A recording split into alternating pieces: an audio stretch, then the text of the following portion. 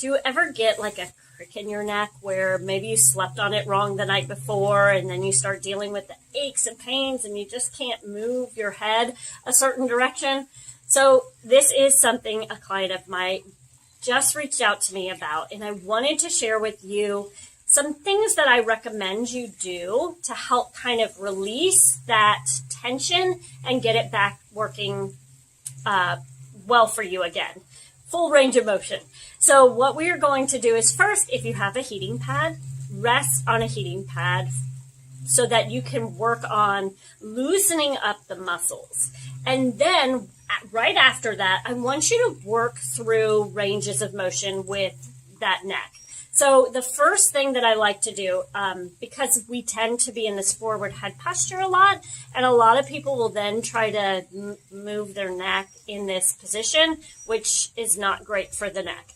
So always drop the chin down, pretend someone's pulling a string, lengthening you up, lengthening through your torso so that your ears are stacked over pretty much your shoulders. And then you're just going to start moving through different ranges of motion. So you're going to try to go as far as you can, turning the head one direction, and then as far as you can, turning the head the other direction, and then back to neutral. The next thing you're going to do is drop that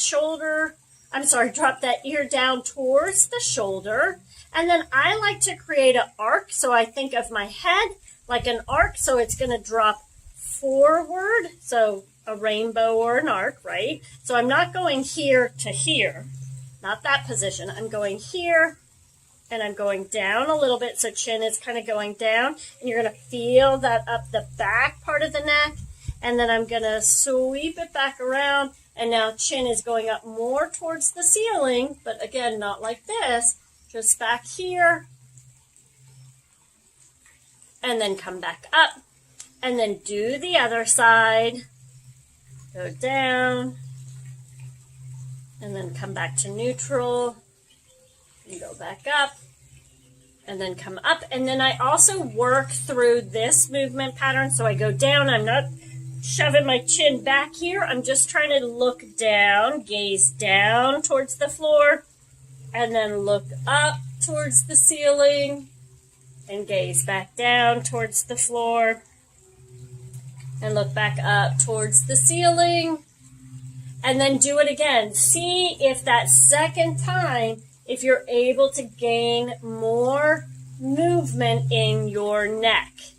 So hopefully that helps. The goal is to get moving through different ranges of motion so that you help work through that area. You can also go into like a manual therapy type thing. So if you go here and it's really, really tight, just gently massage that tension spot, seeing if you can get a release. I also like to take deep breaths.